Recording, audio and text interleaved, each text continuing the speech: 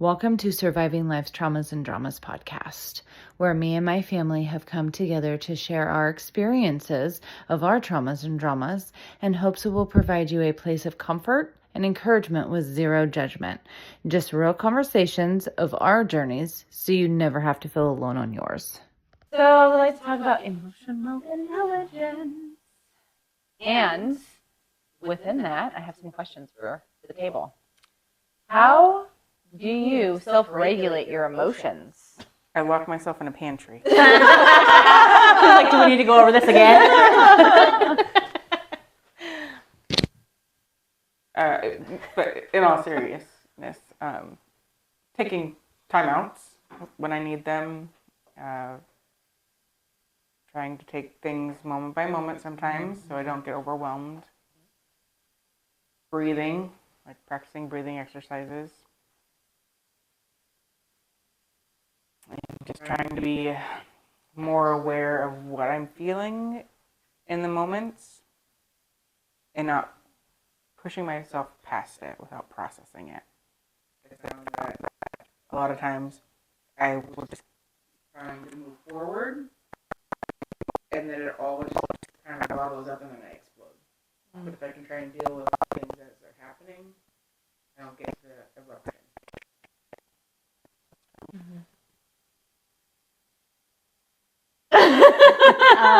Yeah, you. Boom. I don't think I'm very good at it, if I'm gonna be honest. What was the question again? How do you self-regulate your emotions? She does it by singing or rapping, whatever floats your boat. Throat punching. Yeah. Ooh, that's a good one. Fun. Fun stuff. It's fun stuff. Throat punching people? Remember when you said it was fun stuff? It was fun stuff. It is fun stuff. I think that I'm gonna be honest. Do it. I think that I'm better at it now because my life is calmer and better. I don't know that I can say that I would still be as emotionally regulated if I was in the same place as I was 6 years ago when I was like, had littler kids and my husband was working longer hours and I was working away from home. And it was the hustle, and I also had like an emotionally draining job title at the time. So it was like going to work, beginning the day, getting up, getting the kids ready for school, doing all that, and then going to work and dealing with that, which was heavy, and then coming home and making dinner and dealing with the kids' stuff. And I also had, at that time, a kid that had a lot of anxiety. And so most of my evening was spent talking things out with him and trying to calm him and his nerves. And then, my husband would get home and we barely even talked because we didn't hardly have any time. So back then I was like a pressure cooker at all times, ready to explode. And I think there was a lot of exploding, which I'm not proud of. But I think that now my life's calmer. I work from home. My kids are older. My husband works a little less hours and we get to spend more time together, so I just can't honestly say that I really know how, other than my life calmed down. Well, and sometimes that's all it takes. Yeah. But then I'm like, if I get in a bad situation, then again, am I going to freak out? And I don't think that you will because you are very emotionally regulated and you recognize things really quickly about yourself, and you've also grown up a lot since you've had kids, so I think that you'll be fine. Thank you. I guess we'll cross that bridge. Let's get alone. Usually, sometimes just go out on the deck by myself, take some deep breaths, think about the situation, calm myself down just by being alone. Because I can't do it if I'm around the TV or life. I just need to get away from life, and to me that's what that means. Or go for a drive. even just going to the store, I just need to get away and just think and breathe. And yeah. For me, I go quiet because I've noticed that if I don't, my mouth gets the best of me and I get in a lot of trouble. And that's not healthy and it's not good, nor is it positive for me to do for myself or anybody else. And so I go quiet a lot, but I also do a lot of breathing. And I have to take things moment by moment, especially when I'm in my emotions, no matter what that emotion is. And I do like my quiet time. When I'm driving home from work, I have some time just in my car, no music playing, just being pissed off at the traffic and being quiet. And sometimes it doesn't help. But I think, again, the biggest thing for me is just being silent. Well, and something that also helps me a lot that I can't do on the spot always, but exercise. I go on a run or, do stairs at work if I have to, or do weights. Exercise really helps me because I get to put my focus and my energy on something else other than what's going on in my head and my heart. Yeah, that helps me too. I think also for me, a part of the exercise is I like to stay in a routine. I really function well with routine, hence the OCD. And so, like, if I know that I'm going to get up at this time, I'm going to start work, I'm going to eat at this time, I'm going to work out at this time, I'm going to shower at this time, like, it just makes me feel in control because I'm a control freak. So, Say what? yeah, I know. What? Crazy. I was gonna do that to you. Beat me to it. Just love this bad boy. I think everyone has to be in control of something, though. They can't just because if you're not in control of then everyone will take control. Yeah. Mm-hmm. You have to, that's what I did for a lot of my life, letting other people take control and define how I live. Mm-hmm. And I had to, once I took that back, and then I had to start what we just talked about and take one step at a time and sit back and breathe. What is your greatest emotional strengths and weaknesses? And how do you identify your triggers? But let's go with the first one. Your greatest strengths and weaknesses emotionally.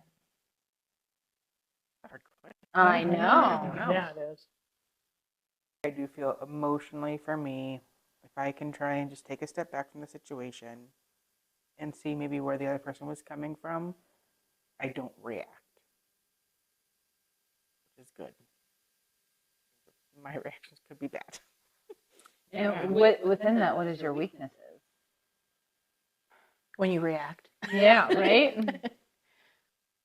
Yes, but because I know that I had a lot of anger, I am very fearful of my anger now. So I control my emotions too much, and a lot of times I can just go numb. Like I will just turn off my emotions so that I don't react, and that's not a good thing. Yeah. How do you have that superpower to turn off your emotions? Like the Vampire Diaries. Right? Like, I want to, tell us your secrets, man. That's a superpower.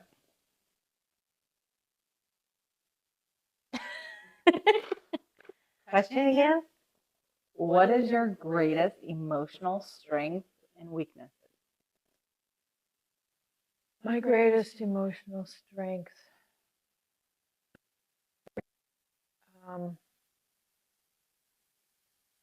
What would that be? I'll let you think about that because mine's at the forefront Go and ahead. I got to get it Go. out. Go. So because I'm an empath, I have had to learn to self-regulate because if I don't self-regulate, then it's crazy for everybody around me. It's like Tasmanian devil. It's ridiculous. But I've had to learn to regulate my emotions because I feel other people's emotions so well that when I'm feeling a certain way, I have to stop. And I'm like, okay, let's not think that thought or let's not feel that way, and let's be done with that. And then I hold my breath, which is the very opposite of what I should be doing.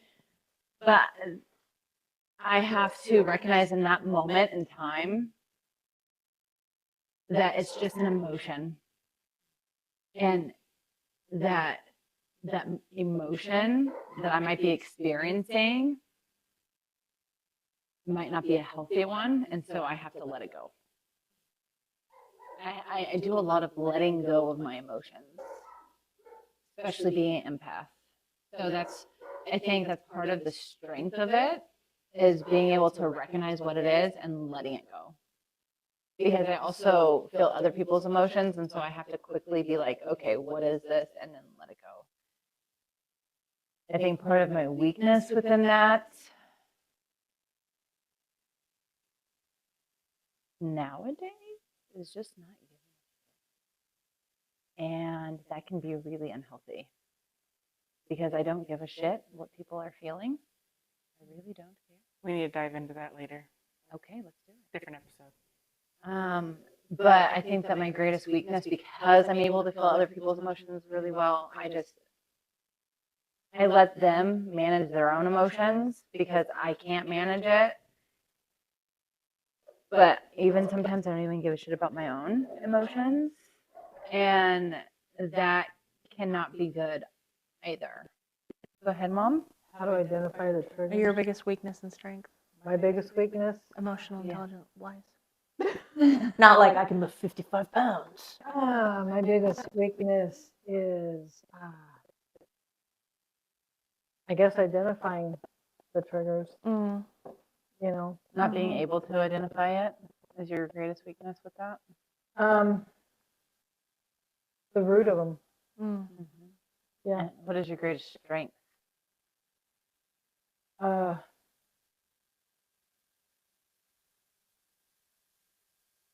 My personal greatest strength is God, is my personal relationship.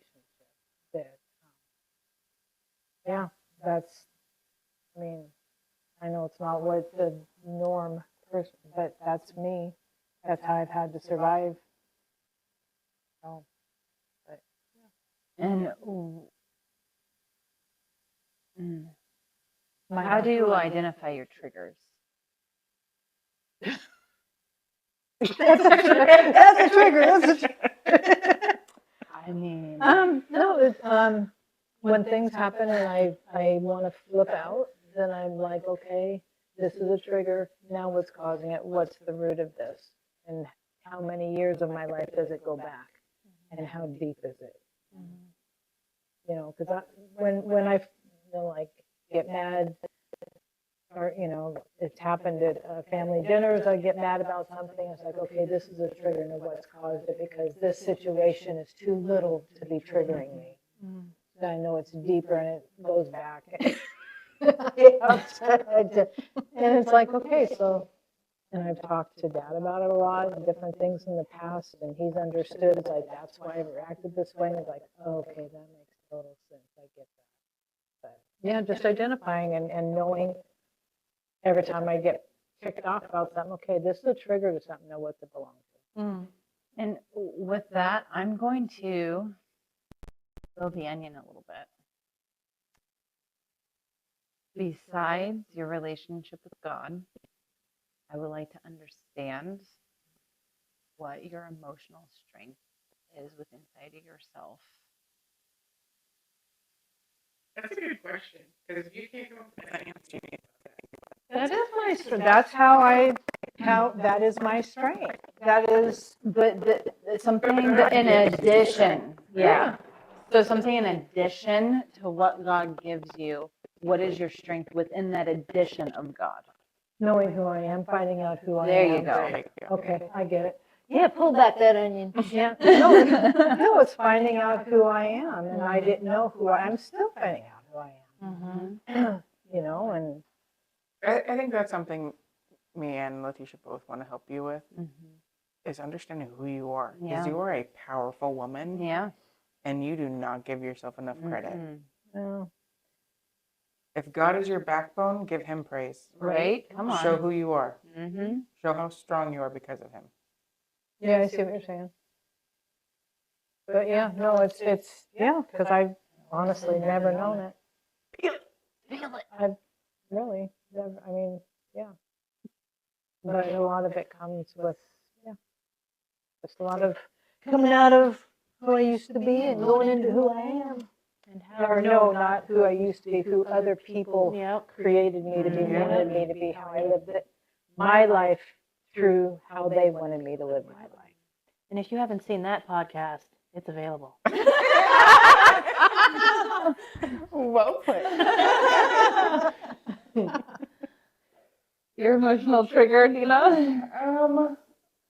So I would say only in the last couple of years have I really been able to start identifying some of my triggers. Like I know a lot of them root from my childhood, but I didn't realize how entangled everything was because of that.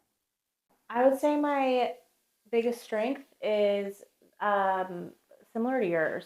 Like having enough empathy for people where I'm able to see things from their point of view and perspective and not immediately taking it personally. But within that, I don't think that that makes me accept bad behavior though. Like I can see it from their point of view, but then I'm like, okay, yeah, I get that, but also we've all had these struggles and we're grown-ups. So like work on it. Like I'm not going to tolerate the bad behavior because of it. But it does definitely help me as a mom. Like whenever the boys bring things to me and we can like kind of like delve into that together and take a step away from our own emotions and like why did they behave this way or how does that actually boil down to not really being about you at all. It's about things going on in their life. My weakness is definitely my sassy little tongue and my intense. I get something that comes over me when I get angry about certain things where I feel like I have no control. Like I will literally see red. Oh, yep. Like I get blinded by it almost and I just pop off real quick. And I have a hard time reining myself in from that. So that's definitely a weakness of mine. Yeah, that's part of mine too, honestly. And it's not like I feel guilty about it because I don't want the boys to see that because I don't think it's a good way to be. But also I'm like at the same time I think that sometimes we have to fight for things and we have to speak out about things. But I think that there's a way to do it. So within knowing about myself and knowing how I have that like pop off mentality, I try to talk to the boys about doing it in the way that I wish I had the strength to do it. So like when they bring something to me and I think about how would I want to handle this if I didn't let the anger control what I said, and then we talk about that, and I feel like that's honestly been going pretty well. Like I feel like they're handling things because they're getting older, especially my oldest. He's almost grown up. So like he has to start handling things himself. And I feel like he does a pretty good job of it. So that's good. Emotional triggers. I feel like I just identify with you with a lot of things. Definitely feeling out of control. If I feel out of control in a situation, I get triggered. Also, if I feel belittled, I get triggered by that. That's a trigger. Yeah. So, those are I would say the biggest ones. That's a big one. That's a big one. That's a big one. Yeah. Disrespect, yeah. Yep. Yeah. What about you? What's your emotional trigger? What she said. Oh, all right. Seriously, that's Same. right. No, I being belittled, being put down, being someone talking to me like I'm stupid, disrespect. Actually, a big trigger for me. Maybe I don't know if it's because this is how I am. But when someone like, dude, you need to get this done. Okay, boom, I get it done. Get in and get it done. As opposed to when I say it like the kids or the grandkids, you need to do this, and they just sit and don't. It's like, you need to do this and you need to get it done, and it's like, okay, so that's where I'm working on the facial expression, the tone of voice, and the tone. Yeah, the tone of voice, because I've been belittled so much over the years with the tone. It's a trigger. It's like, I guess that's where I need to make it be, instead of being triggered by it, it's like, handle it differently. Like, excuse me? You really think you're going to talk to me that way? I think that's a different way maybe to handle it, instead of getting all ticked off and flying off the handle. Yeah. Being Being able to self-regulate and like reel yourself back in yeah. and speak with like authority, I guess, or with like a straightforward way of speaking without it being overly emotional. Because I feel like for me, when I get real angry, that emotion, like diarrhea of the mouth, and too much comes out, and it's not. So, and then I'm like, I should have said this, and I should have said that, because I didn't collect myself. Exactly, that's what I do, and that's where I have to self-regulate, as you put it. I get mine. You haven't gone. Oh, I don't have no emotional triggers. Excuse us. We better just leave. Mrs. Perfect over here. God, no.